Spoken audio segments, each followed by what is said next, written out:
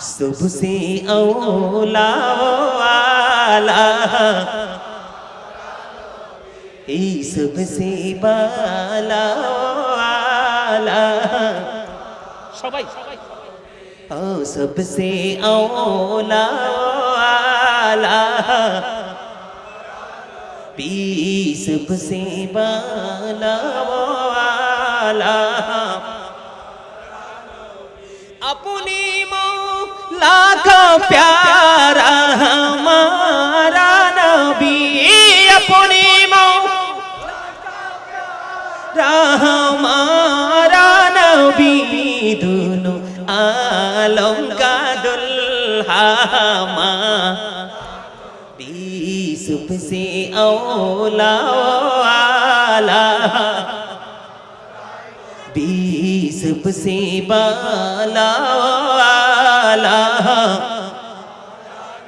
মারহাবা কোন নবীজি যখন পৃথিবীতে এসেছিলেন বন্ধু নবীজির ফুফু হযরত সুফিয়া রাদিয়াল্লাহু তাআলা তিনি মনে মনে চিন্তা করলেন যে আমার মা আমিনার উদর থেকে পৃথিবীতে যেই নূরানী সন্তান এসেছে এটা ছেলে হলো না মেয়ে হলো এটা একটুখানি দেখতে যাই কবির মনোযোগ আমি আমার বিষয়ের মধ্যে ঢুকতেছি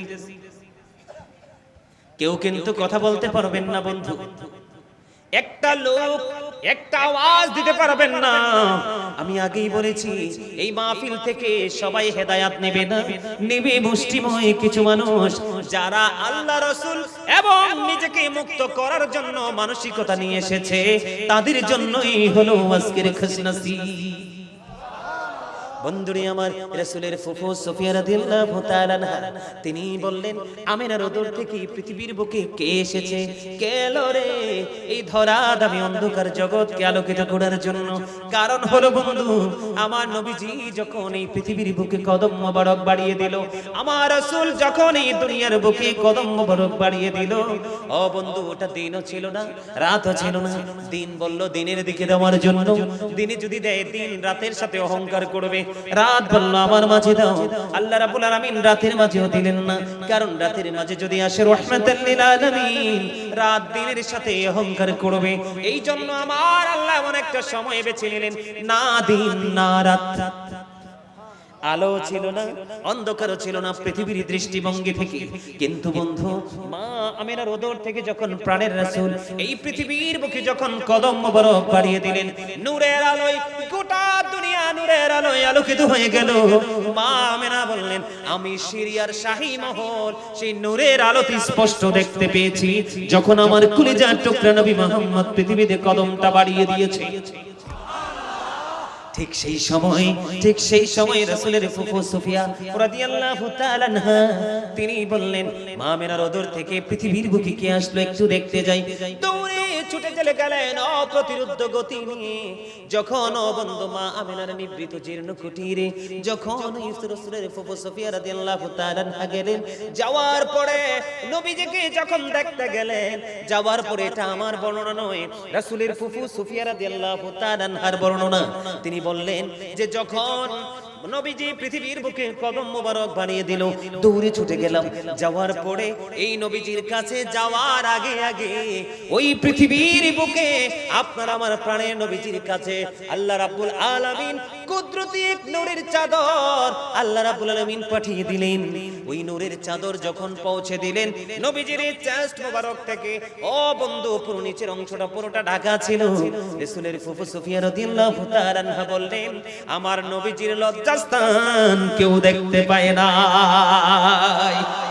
জোরে জোরে বলেন না সুবহানাল্লাহ আমাদের পৃথিবীতে অনেক মানুষ বলে নবীজি নাকি আমাদের মতো এটাকে আমরা বিশ্বাস করি নবীজি কোন দিকে আমাদের মতো হতে পারে নবীজি আজ থেকে ১৫০০ বছর আগে চ্যালেঞ্জ ছুড়ে দিয়ে গেছেন ক্বালা আইয়ুকুম মিথলি তোমরা কে আছো আমার মতো ওই সাহাবায়ে কেরাম পর্যন্ত হাত তোলে নাই কারণ আমার নবীর মতো তো কেউ হতে পারে না কারণ তিনি হলেন রাহমাতুল লিল আলামিন আল্লাহ রাব্বুল আলামিন নূরের পোশাক দিয়ে দিলেন আল্লাহর হাবিবের আগমনের সঙ্গে সঙ্গে নবীজি তো এমনিতেই সুন্দর নূরুন আলা নূর জোরে জোরে সুবহানাল্লাহ আলা হযরত অত্যন্ত চমৎকার ভাবে বলেছেন আমার নবীর মর্যাদা বোঝানোর জন্য।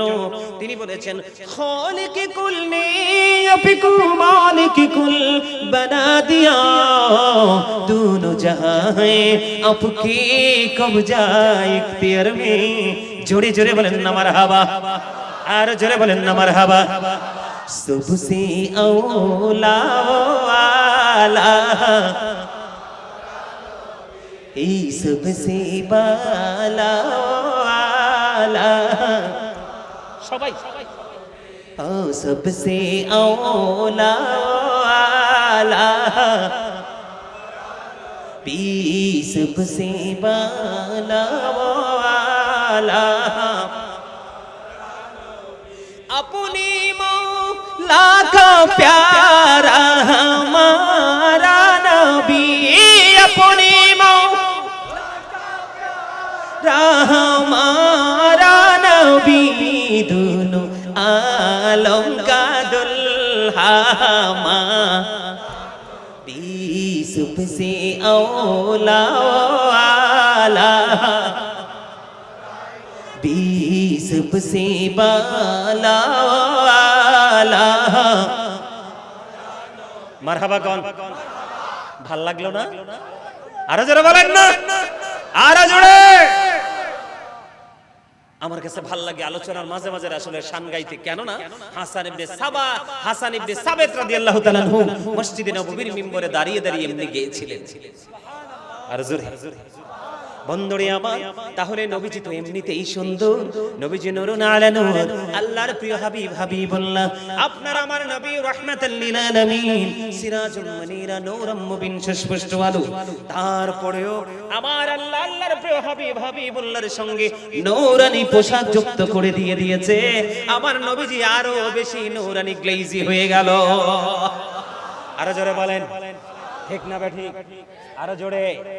ঠিক তেমনি ভাবে সূরা ৩ এর মধ্যে আল্লাহ রাব্বুল আলামিন বলেছেন লাকাদ খালাকনাল ইনসানা ফি আহসানি তাকওয়িম।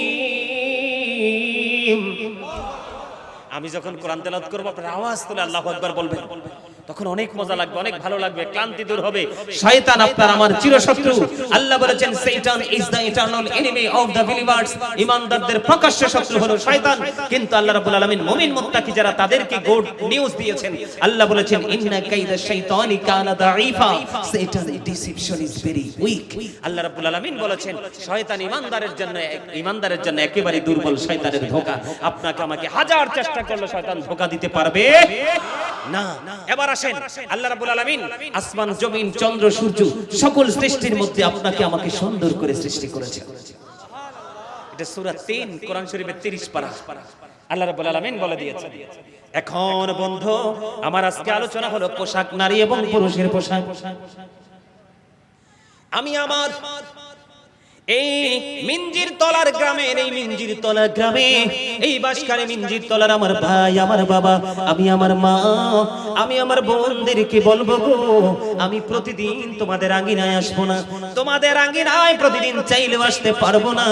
আমি আজকে এসেছি গো মা, ও আমার ভাই, আমার বাবারা, হৃদয় খুলে শুনো, আমি তোমাদেরকে বলে দিতে চাই আল্লাহ রাব্বুল আলামিন মানুষকে সুন্দর করে সৃষ্টি করেছেন। এই সুন্দর মানুষকে আল্লাহ আরো বেশি সুন্দর করার জন্য আল্লাহ রাব্বুল আলামিন ৩ শ্রেণীর পোশাক দিয়েছে। কয় শ্রেণীর পোশাক? আরো জোরে বলেন, কয় শ্রেণীর পোশাক? আল্লাহ খেয়াল করেন, আল্লাহ সূরা ৩ এর মধ্যে আল্লাহ রাব্বুল আলামিন মানুষকে সুন্দর করে সৃষ্টি করেছে, এটা एग्जांपल দিয়েছে। বন্ধুরে আমার, কোরআন শরীফের ৩০ পারায় আরেকটা সূরা আছে বন্ধু, সূরা আল্লাহ রাব্বুল আলামিন বলেছেন, আল্লাহ রাব্বুল আলামিন কোরআন শরীফের ৩০ পারায় আরেকটা সূরা, সূরার নামটাই মুহূর্তে মনে নাই, তবে আয়াতটা আমি বলে দেই আপনাদেরকে। আল্লাহ রাব্বুল আলামিন বলে দিয়েছেন ফি আইয়ি সূরাতিন মা শাআ রাক্কাবাক। জোরে জোরে করেন আল্লাহু আকবার, আল্লাহ ক্রিয়েটেড দ্য মাইন্ড। আল্লাহ সূরা ইনফিতর আল্লাহ রাব্বুল আলামিন বলে দিয়েছে, আল্লাহ রাব্বুল আলামিন মানুষগুলোকে আল্লাহর মন মতো করে ইচ্ছে মতো করে বানাইছে। খেয়াল করেন, আল্লাহ আপনাকে একবার বলেছেন সূরা 3 এ সুন্দর করে বানিয়েছে, যেই সুন্দরটা সব কিছুর চাইতে সুন্দর। আল্লাহ রাব্বুল আলামিন সূরা ইনফিতরের মধ্যে বলে দিয়েছে, আল্লাহ মানুষকে আল্লাহর মন মতো করে ইচ্ছে মতো করে বানিয়েছে। ওই মানুষগুলোকে আরো বেশি সুন্দর করার জন্য, আরো বেশি মন মতো করার জন্য আল্লাহ রাব্বুল আলামিন বান্দার জন্য পোশাক বরাদ্দ দিয়ে দিয়েছে, যেই পোশাক মানুষের লজ্জাস্থানকে ঢেকে রাখে, মানুষকে পোশাকের কারণে বন্ধু মর্যাদার অধিকারী করে। আরেকটা পোশাক হলো তাকওয়ার পোশাক, যেই পোশাক মানুষকে আল্লাহর মনোনীত হওয়ার জন্য সাহস যোগায়। আল্লাহ রাব্বুল আলামিন বলেছেন, ইয়া বনি আদম কদ আনজালনা আলাইকুম লিবাসান ইউরি সাওআতিকুম ওয়া রিশান ওয়া লিবাসুত তাকওয়া যালিকা খায়র।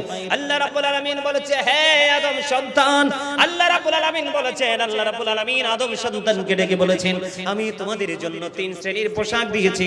এর মধ্যে প্রথম পোশাক হলো, তোমাদেরকে আমি পোশাক দিয়েছি লজ্জাস্থান ঢাকার জন্য। কারণ লজ্জাস্থান যখন একজন মানুষের দেখা যায়, তার সৌন্দর্যের মধ্যে ঘাটতি আসে। কথা বলেন না কেন? মানুষ যদিও সুন্দর, কিন্তু যদি লজ্জাস্থান দেখা যায়, তাকে কি সুন্দর দেখায়? আরো জোরে বলেন। আল্লাহ রাব্বুল আলামিন বান্দার জন্য 3 শ্রেণীর পোশাক দিয়েছেন। একটা হলো লজ্জাস্থান ঢাকার পোশাক, যেটা আমরা প্রতিদিন কন্টিনিউয়াসলি পড়ি, আজকেও আপনারা পরে এসেছেন। নরমাল লুঙ্গি, পায়জামা, প্যান্ট, ঠিক কিনা বলেন? দ্বিতীয়টা হলো বন্ধু সাজের পোশাক। দ্বিতীয়টা হলো কিসের পোশাক? দ্বিতীয়টা হলো সাজের পোশাক, যেই পোশাক পরলে মানুষ যত সুন্দর, মানুষ যত সুন্দর, তার চাইতে আরো বেশি সুন্দর দেখা যায়, ঠিক কিনা বলেন? দুটো পোশাক আছে না নাই? বাস্তবতার সাথে মিল আছে না নাই? এরপরে আসে না বন্ধু 3 নাম্বার পোশাক হলো তাকওয়ার পোশাক, লিবাসুত তাকওয়া যালিকা খায়র। আল্লাহর কাছে সবচেয়ে উত্তম, সবচেয়ে পছন্দের পোশাক হলো তাকওয়ার পোশাক। এই জায়গাটার মধ্যেই হলো বন্ধু পুরো রহস্য।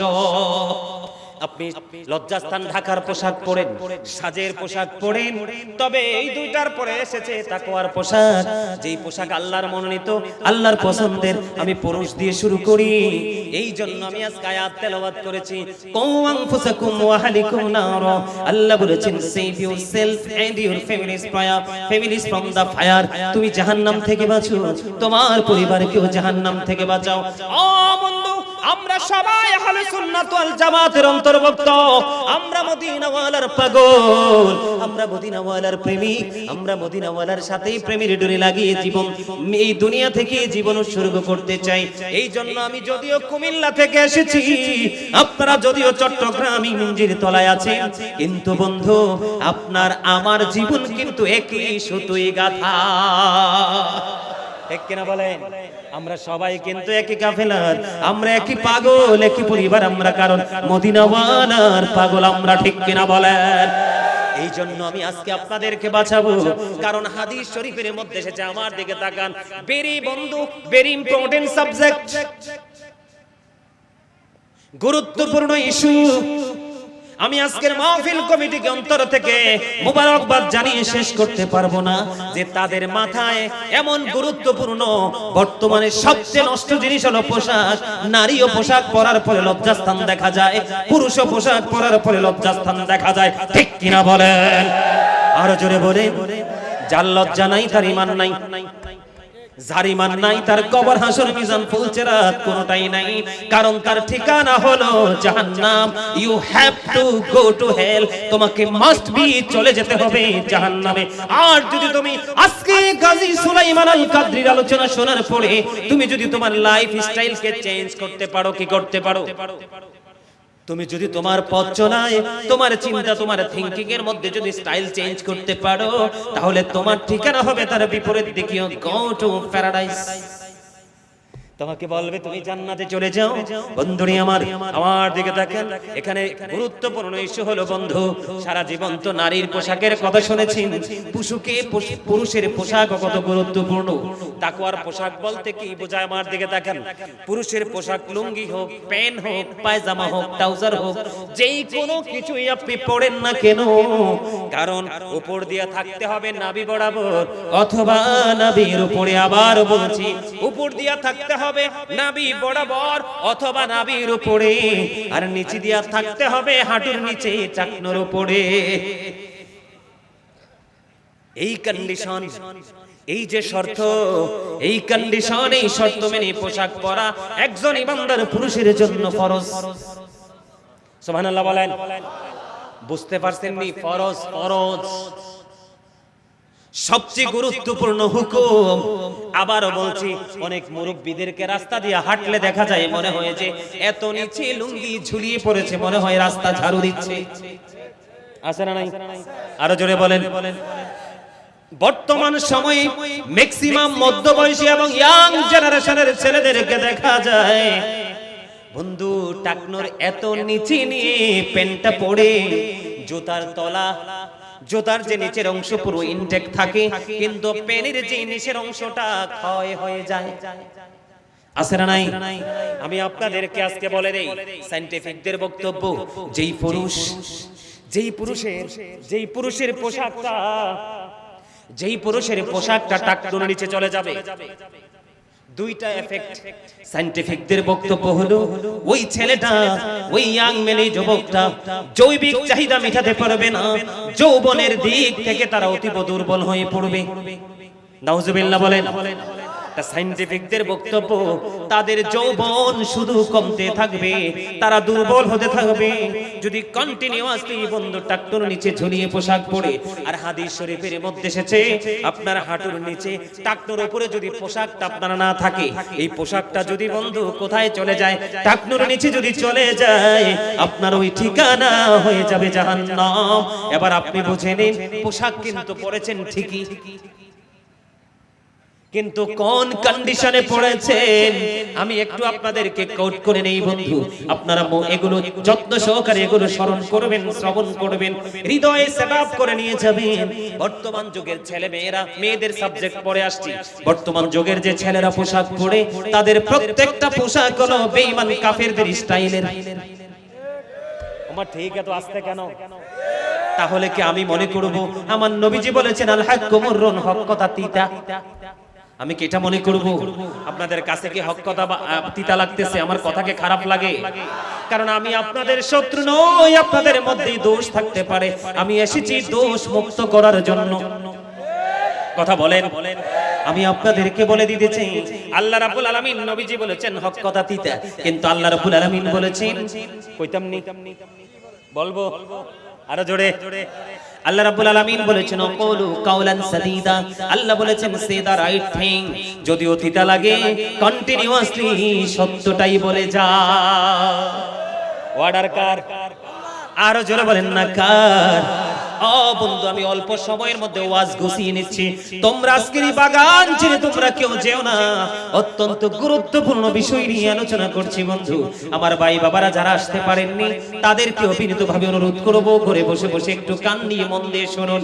আমি আমার মা বোনদেরকে বলবো, মা গো, ও বাঁশখালী মিঞ্জির তলার আমার মা, আমার বোনেরা, আপনাদেরকে বলবো, আপনারা বেশি বেশি করে এইগুলো শুনে রাখেন, কারণ প্রত্যেকটা সন্তানের বড় ধরনের শিক্ষক হলো তার মা। মা যখন জানবে, মা যখন বুঝবে, তখন অটোমেটিক্যালি সন্তান বুঝে যাবে। ঠিক কিনা বলেন বন্ধুরে আমার? আমি বলতে চেয়েছি, আপনারা আমার দিকে তাকান। একদিকে সায়েন্টিফিক বক্তব্য এসেছে, সায়েন্টিফিকদের বক্তব্য হলো যৌবন দুর্বল হয়ে যাবে, জৈবিক চাহিদা মেটাতে পারবে না। ও বন্ধু, আর হাদিস শরীফের মধ্যে এসেছে ঠিকানা হয়ে যাবে জাহান্নাম। জোরে জোরে বলেন না নাউজুবিল্লাহ। এর মধ্যে সবচেয়ে বড় নোংরা, সবচেয়ে বড় দুষ্ট, সবচেয়ে বড় অসভ্য পোশাক হলো জিন্স প্যান্ট।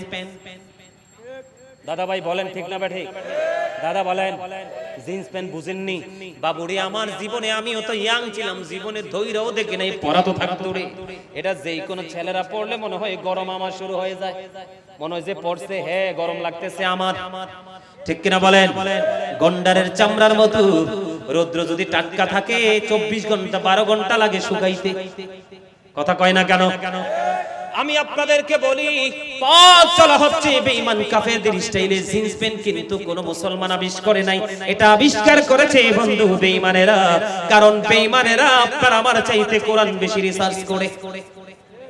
কারণ আমরা মুসলমান হয়ে রিসার্চ করতে পারি না, আর বেঈমান কোরআন আবিষ্কার করে রিসার্চ করে তারা বন্ধু একটার পর একটা নতুন নতুন আবিষ্কার আমাদেরকে তুলে দিচ্ছে।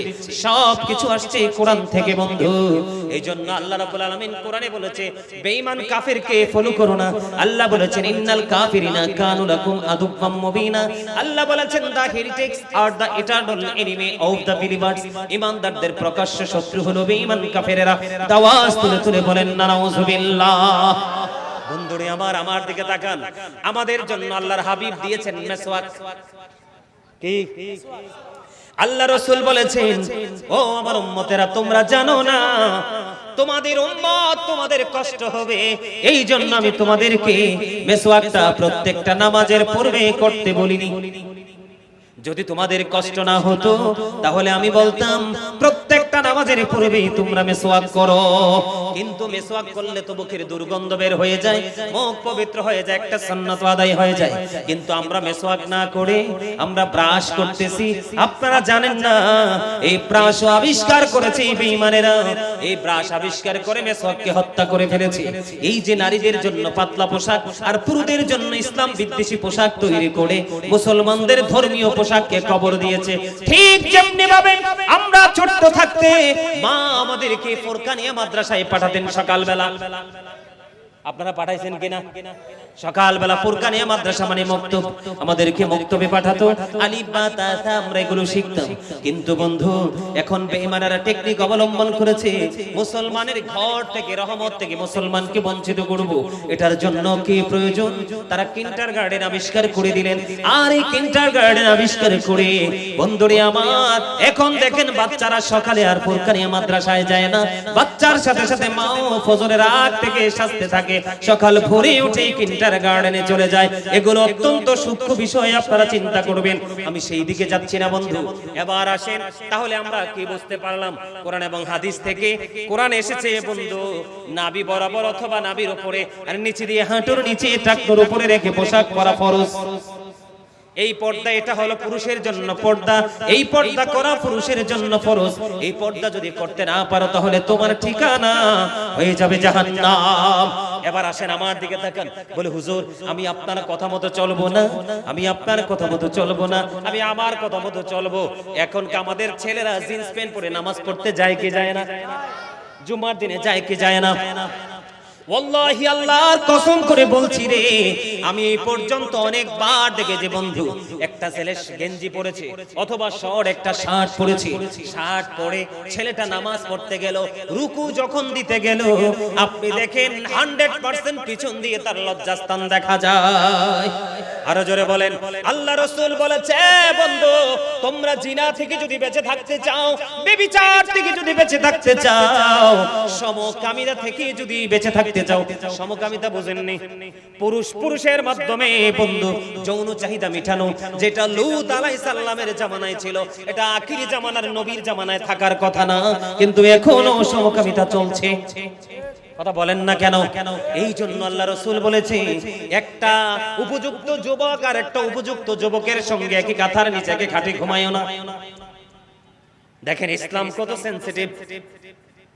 আল্লাহর হাবিব বলেছেন একজন যুবক একজন পুরুষ আর একজন পুরুষের লজ্জাস্থানের দিকে তাকায়ও না। কারণ বলে লজ্জাস্থানের দিকে তাকাইলে সমস্যাটা কি? লজ্জাস্থানের দিকে তাকাইলে আপনি লজ্জাস্থান তো দেখবেন চোখে।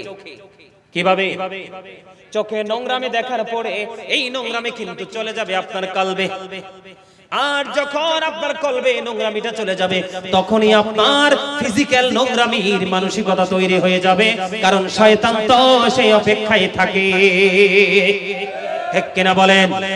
হুজুর একটা ছেলে যখন জিন্স প্যান্ট পরে অথবা নাভির নিচে কোনো পোশাক পরে যখন নামাজের রুকুতে যায়, পিছনের কাতার থেকে আরেকটা ছেলে তার লজ্জাস্থান দেখতে পায়। কারণ চোখের জিনা হলো দেখা। জিনা আইনুন নজরু, চোখের জিনা কি? কথা বলেন, জোরে বলেন, বলেন না। আপনারা বললে আপনাদের জড়তা চলে যাবে, আপনাদের মনে থাকবে বন্ধু চোখের জিনা কি, চোখের অপরাধ কি। তাহলে আপনি নিজেই অপরাধী। আপনার পিছনের কাতারে পবিত্র মসজিদের মতো খানায় বাইতুল্লাহর মতো জায়গায় আরেকজনকে আপনি নোংরামি আপনার মন্তরে ঢুকাই দিলেন। কথা বলেন না কেন? আমার ওয়াজ কি ভালো লাগে আপনাদের কাছে? শুনতে মনে চায়? বন্ধু গো, হৃদয় খুলে একটুখানি কষ্ট হলেও শোনো, কারণ জীবন অল্প সময়ের, কিন্তু কবর দীর্ঘ সময়ের, শেষ হবে না। ঠিক কিনা বলেন? ও বন্ধু মিঞ্জির তলার আমার যুবক বন্ধুরা, হৃদয় খুলে শোনো রে, আমরা মুসলমান হইছি ঠিকই জন্মগতভাবে, কিন্তু শিক্ষিত মুসলমান এখনো হতে পারি নাই। কারণ এখন কমার্শিয়াল বক্তা যারা, তাদের আলোচনা মানুষ শুনতে যায়। যারা টিকটকে ভাইরাল বিতর্কিত বক্তব্য দেয়, তাদেরকে 10 মিনিটের জন্য শুটিং স্পট মনে করে ধরতে আসে। সত্যিকারের আলোচনা যদি মানুষ শুনতো, তাহলে আমাদের বাংলাদেশের মুসলমানের এত অবক্ষয় হতো না। কথা বলেন না কেন? আমি আপনাদেরকে বলে দিতে চাই, এই জন্য বন্ধু, একটা যুবতী আর একটা যুবতীর লজ্জাস্থানের দিকে তাকাতে পারবা না। একটা উপযুক্ত যুবতী আর একটা যুবতীর সাথে একই খাটে একই কাঁথার নিচে ঘুমাতে পারবা না। একটা যুবক আর একটা যুবকের সাথে একই কাঁথার নিচে ঘুমাতে পারবে না। তাহলে তোমাদের সমাজ থেকে জিনার সমকামিতা উঠে যাবে। আমার সুবহানাল্লাহ বলেন না, আরো জোরে বলেন না। এবার আসেন, তুমি একদিকে রুকুতে গেলে, পিছনের দিক দিয়ে লজ্জাস্থান দেখলো, আরেকজনকে অপরাধী বানাইলা। আমি নবীজির জামানার কথা বলছি। আল্লাহ রাসূল একদিন বন্ধু মসজিদে অবস্থান করতেছেন, হঠাৎ করে একজন এসে নামাজের নিয়ত বেঁধে ফেললেন। আল্লাহ রাসূল ডাক দিয়ে বললেন, তুমি ওযু করে আসো। খেয়াল করেন, সে কিন্তু নামাজের নিয়ত বেঁধে ফেলছে। আল্লাহর হাবিব বললেন, তুমি করতে গেলেন, ওযু করে এসে তিনি আবার নামাজের নিয়ত বাঁধলেন। নবীজি আবার বললেন, তুমি ওযু করে আসো। তিনি আবার ওযু করতে গেলেন, নামাজ ভেঙে আবার তিনি বন্ধু এসে ওযু করে এসে আবার নামাজের নিয়ত বাঁধলেন। আল্লাহর হাবিব আবার বললেন, তুমি ওযু করে আসো। তিনবার তিনি ওযু করতে গেলেন। তারপর একজন প্রশ্ন করলেন, ইয়া রাসূলুল্লাহ, ইয়া হাবিবাল্লাহ, নবী গো, ও প্রাণের নবী, আপনি বারবার বলতেছেন ওযু করার জন্য। ইয়া রাসূলুল্লাহ, ইয়া হাবিবাল্লাহ, নবী গো, আপনি কেন গো বারবার ওযু করতে বলছেন? নবী গো, কারণ জানতে বড় মনে চায় গো। আমার নবীজি বললেন, তুমি চাইয়া দেখো, যে বারবার বলেছে ওযু করার জন্য, তার পোশাকটা টাকনোর নিচে। যেই ব্যক্তি অহংকার করে টাকনোর নিচে ঝুলিয়ে ঝুলিয়ে পোশাক পরবে, ওই পোশাক পরে যারা নামাজ পড়বে, আমার আল্লাহ তার নামাজ কবুল করবে না। জোরে জোরে বলেন না, নাউজুবিল্লাহ। তাহলে কি বুঝতে পারলাম আমরা? তাহলে শরীয়তের সীমা লঙ্ঘন করে পোশাক পরা যাবে না। আল্লাহ যেভাবে পোশাক পরতে বলেছে, আল্লাহ রাসূল যেইভাবে পোশাক পরতে বলেছে, আমরা ঠিক সেইভাবে পোশাক পরব। এটা আমাদের জন্য ফরজ। পড়লে আমাদের সবকিছু ঠিক থাকবে।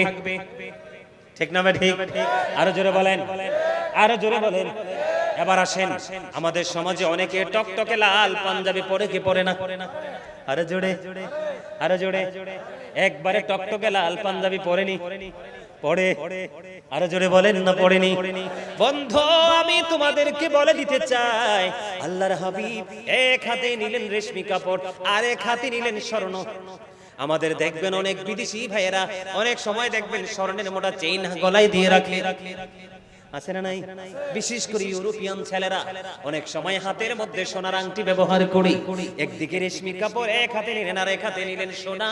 আমার রাসূল বললেন, ওই যে পোশাক নিয়ে আলোচনা, এই জন্য বলছি, আল্লাহর হাবিব বলেছেন এই দুইটা জিনিস আমার উম্মত পুরুষের জন্য টোটালি হারাম।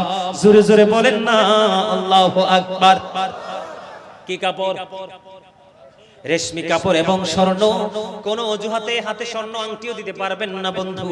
আল্লাহ রাসূল বলেছেন, আল্লাহর হাবিব কালো কাপড় পরেছেন, সবুজ পোশাক পরেছেন, সাদা পোশাক পরেছে, কিন্তু নবীজি লাল পোশাকের ক্ষেত্রে বলে দিয়েছেন, লাল আমার উম্মত পুরুষরা লাল কাপড় পরিধান করতে পারবে না, লাল পোশাক পরিধান করতে পারবে না, কারণ এটা হলো মাকরুহে তাহরিমি, হারামের অন্তর্ভুক্ত।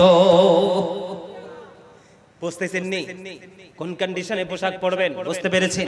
আল্লাহ রাসূল বলেছেন, তোমরা বেশি বেশি করে সাদা পোশাক পরো। কি করো? বেশি বেশি করে সাদা পোশাক পরো, এবং তোমাদের আপন স্বজন যখন ইন্তেকাল করবে, তাদেরকেও সাদা পোশাক পরাইয়া, কাফন পরাইয়া তাদেরকে কবরে পাঠাইয়া দাও। জোরে জোরে কন্যা সুবহানাল্লাহ। তাহলে সাদা পড়তে হবে কি হবে না? বেশি বেশি করে বলে হুজুর অন্য কিছু পড়তে পারবো না, অবশ্যই পড়বো। যেমন আমরা গরম আসলে বেশি সাদা পোশাক পরি না, কেন? শরীর ঘেমে যায়, ময়লা লাগলে দেখা যায়। আমরা শীত আসলে বেশি বেশি সাদা পোশাক পরি, কারণ শীতে কিন্তু সাদা পোশাক বেশি তাড়াতাড়ি ময়লা হয় না। কথা বুঝতে পেরেছেন? তবে সাদাটা বেশি বেশি করে কি বিরক্ত হচ্ছেন? বিরক্ত হচ্ছেন? বিরক্ত হয়ে নামে আলোচনা শেষ করে দিব, বেশিক্ষণ আর রাখবো না।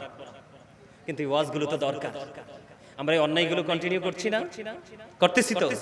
এবার আসেন, আরেকটা মজার জায়গা আছে যে হুজুর অনেক সময় দেখা যায় আমরা যখন লুঙ্গি বা প্যান্ট বা পায়জামা বা ট্রাউজার যেটাই পরি, মনের অজান্তে কিন্তু টাকনুর নিচে চলে যায়।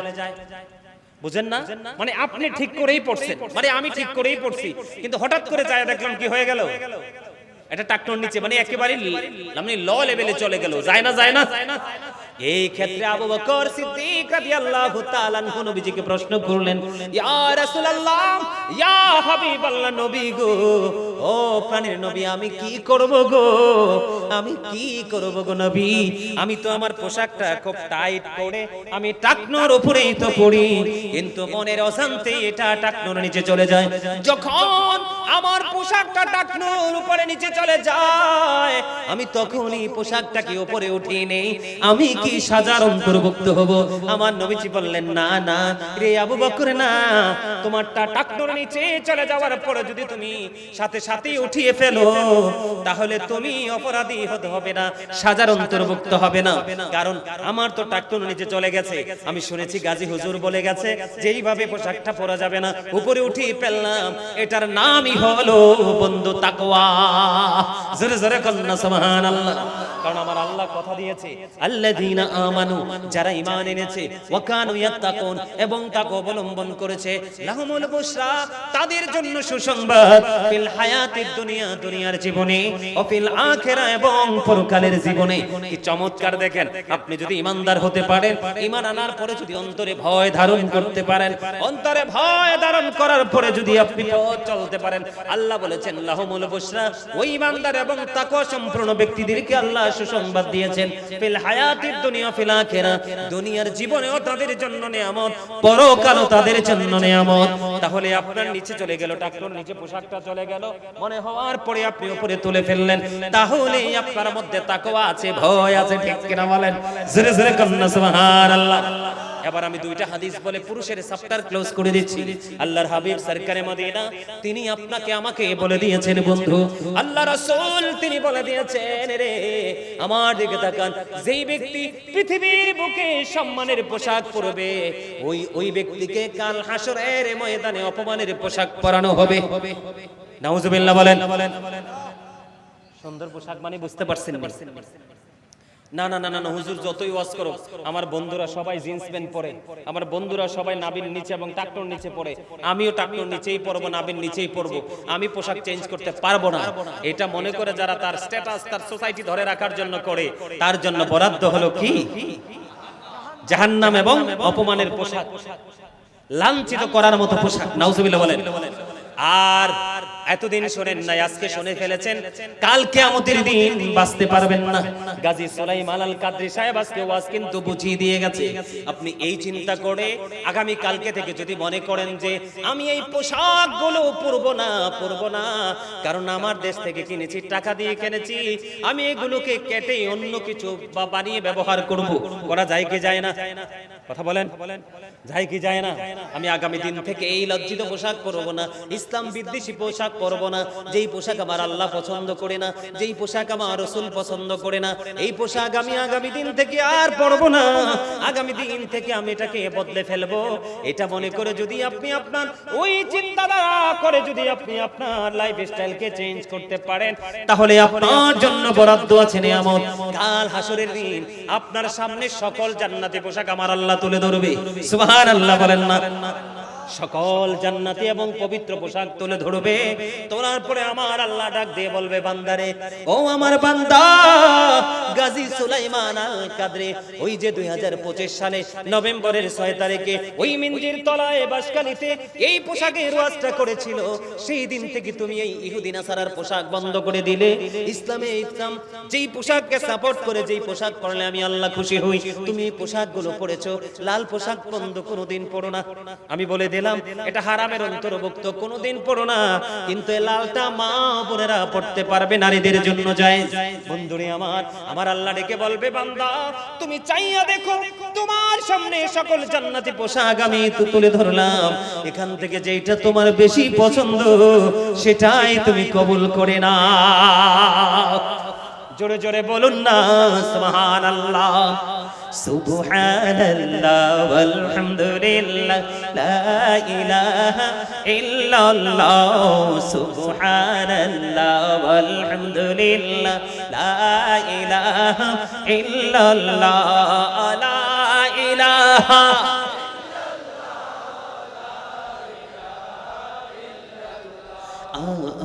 আরশি কুরসি লৌহ কলম সৃষ্টি জাহান ওসিলা, আরশি কুরসি লৌহ কলম সৃষ্টি জাহান ওসিলা, নিজে আল্লাহ খুশি হইয়া নাম রাখলেন হাবিবুল্লাহ। সুবহানাল্লাহ ওয়ালহামদুলিল্লাহ ইল্লাল্লাহ, সুবহানাল্লাহ ওয়ালহামদুলিল্লাহ, ওমা জোরে জোরে, লা ইলাহা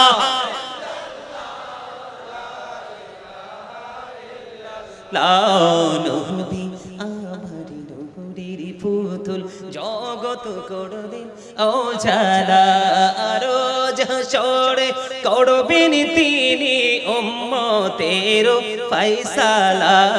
সুবহানাল্লাহ ওয়ালহামদুলিল্লাহ লা ইলাহা লা ইলাহা, জোরে জোরে কোন লা ইলাহা ইল্লাল্লাহ মুহাম্মাদুর রাসূলুল্লাহ সাল্লাল্লাহু আলাইহি ওয়াসাল্লাম। জোরে জোরে বলুন আলহামদুলিল্লাহ। ভাল লাগছে নি জিকির?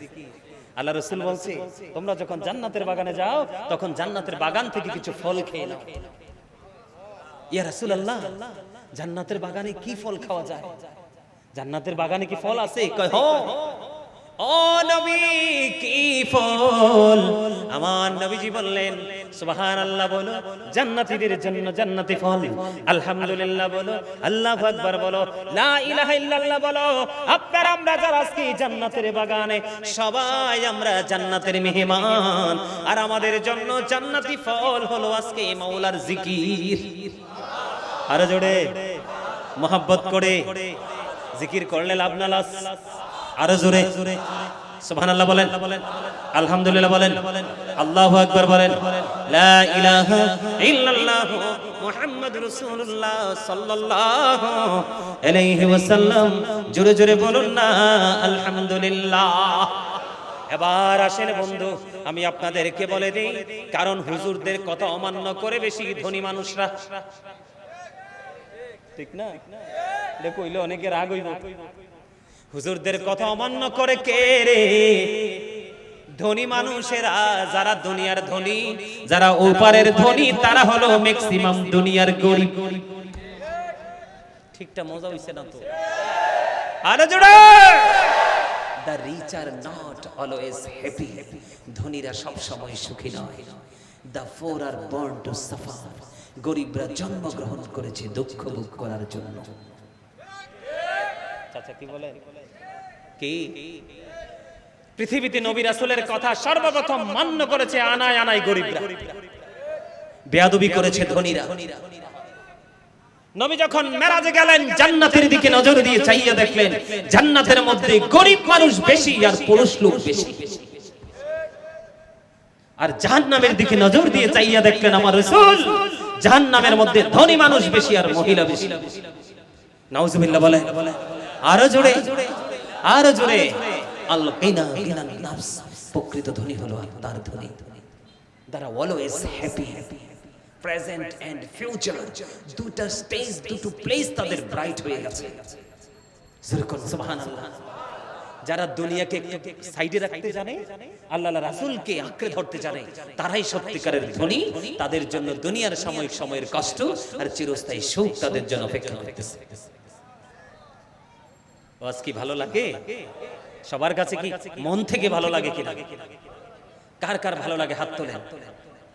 সোজা করে, সোজা করে, একবারে সোজা করে। ইয়া রাসূলুল্লাহ, ইয়া গাউসুল আজম দস্ত, জিন্দাবাদ জিন্দাবাদ। এই পাগলটা কইরে বসে রইছে, স্লোগান দিছে কে? মারহাবা মারহাবা, আলহামদুলিল্লাহ। দেখছেন নি কই স্লোগান দিছে?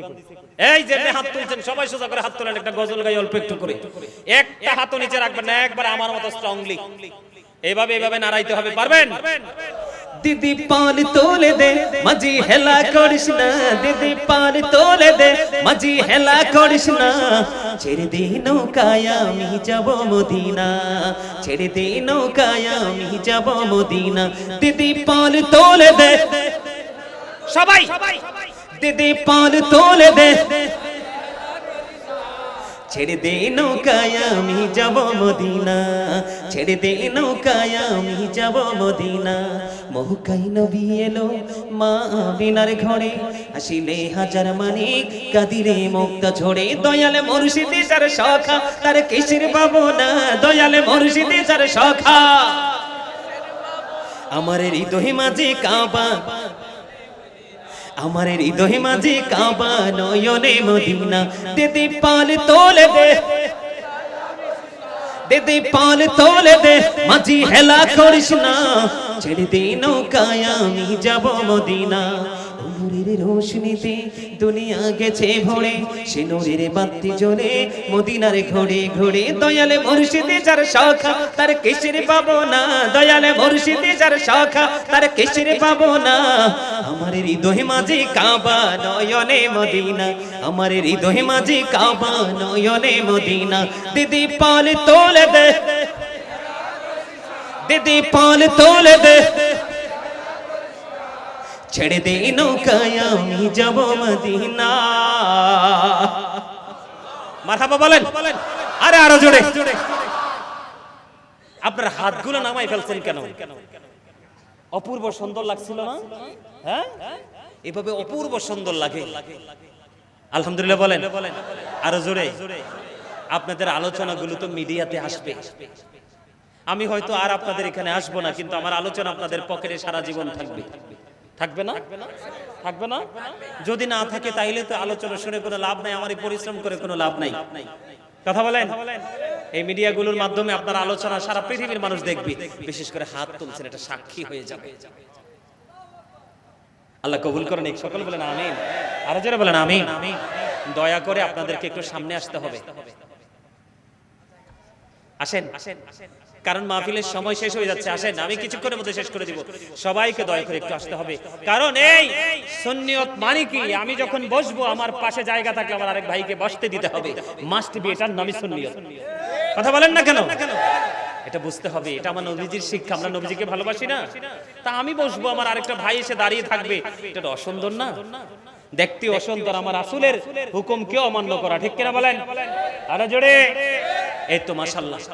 ইয়া রাসূলুল্লাহ, ইয়া হাবিবাল্লাহ, ইয়া রাসূলুল্লাহ, লা আমার মতের নিদান কালে আসিও নবী গো আমার শিয়রে, দেখিব আপনাকে আপন নজরে। ইয়া রাসূলুল্লাহ, লা ইয়া রাসূলুল্লাহ, লা শুনেছি হাদিসে দেখিলে আপনাকে জীবনের কোনা ঝরিয়া পড়ে, দিও গো দেখা দয়া করে। ইয়া রাসূলুল্লাহ, লা ইয়া রাসূলুল্লাহ, লা গোসল করাইয়া কাফন পড়াইয়া যখনই রাখিবে কবর শোয়াইয়া, লইও গো কোলে গোলাম বলিয়া। ইয়া রাসূলুল্লাহ, লা ইয়া রাসূলুল্লাহ, বল্লা নবী গো তোমার ভাই ভালোবাসায় পা পৌঁছে যায় নবী গো তোমার ভালোবাসায় পা পৌঁছে যায় ইয়া নবী ইয়া নবী ইয়া নবী ইয়া নবী ইয়া নবী ইয়া নবী নবী গো তোমার বলতে পারেন না এটা আর কখনো শোনেন নাই শুনছেন আর কখনো শোনেন নাই নতুন শুনছেন তো নতুন শুনলে তো আরো বেশি মজা লাগার কথা ঠিক না ঠিক একটা তো শুনতেছি কন্টিনিউয়াসলি শুনতেছি তাহলে সেটা একটা শুনতে শুনতে ভালো লাগে না কিন্তু নতুন সুর এটা আমার প্রাণ মুর্শিদ ডক্টর আহমদ পেয়ারা বাগদাদি পীর সাহেব কেবলা তিনি কন্টিনিউয়াসলি এটা এইভাবে তিনি দুরূদ পড়তেন নবীজির প্রেমে নবীজির শানে গাইতেন নবী গো তোমার ভালোবাসায় জান্নাত পাওয়া যায় নবী গো তোমার জান্নাত পাওয়া যায় বিআন্না লাহুমুল জান্নাহ বিআন্না লাহুমুল জান্নাহ ইয়া নবী ইয়া নবী ইয়া নবী ইয়া নবী ইয়া নবী ইয়া নবী নবী গো তোমার ভালোবাসায় আল্লাহর বন্ধু হওয়া যায় নবী গো তোমার আল্লাহর বন্ধু হওয়া যায় ইয়া নবী ইয়া নবী ইয়া নবী ইয়া নবী ইয়া নবী ইয়া নবী মারহাবা আরে যারা বলেন মারহাবা ভালো লাগছে না এটা তো মুমিনের আশিকের হৃদয়ের রূহের খোরাক হৃদয়ের খোরাক ঠিক না ঠিক সামনে আছে কথা বলেন মুমিনের আত্মার খোরাক কিনা মুমিন কিন্তু ওয়াজ শুনবে নবীজির প্রেমে গুনগুন করে মৌমাছির মতো নবীর প্রেমের গানও গাইবে ঠিক না ভাই ঠিক আরো জোরে আরো জোরে আরো জোরে এই ঠিক বেঠিক সুবহানাল্লাহ আলহামদুলিল্লাহ সব কথা কবে কাল হাসরের দিন এই বুঝেন না কেন মুমিন প্রতিদিন দুই ধরনের খাবার সংগ্রহ করে কয় ধরনের একটা হলো দুনিয়ার খাবার যেটা সংগ্রহ করে খুবই কম সীমিত পরিমাণে মুমিন চা বলেন বিস্কিট বলেন ভাত বলেন কুরমা বলেন পোলাও বলেন নিজের বাড়ি বেয়াই বাড়ি চাচার বাড়ি জেঠার বাড়ি যেখানে যান পাড়া প্রতিবেশীর বাড়ি এটা হলো দুনিয়ার খাবার যেটা খাইলে দেহে এনার্জি মিলে ব্লাড তৈরি হয় শরীরটাকে এনার্জি নিয়ে পথ চলা যায় পাশাপাশি মুমিন যেটা নিয়ে সবচেয়ে বেশি পাগল থাকে সেটা হলো রূহের খোরাক দুনিয়ার খাবার কিন্তু এনি টাইম যেই কোনো সময় আপনি জোগাড় করতে পারবেন কিন্তু রূহের খাবার আপনি যেই কোনো জায়গায় যেই কোনো সময় রূহের খাবার আপনি সংগ্রহ করতে পারবেন না কারণ রুহানিয়াতের বাজার কিন্তু যেই কোনো সময়ে তৈরি করা যায়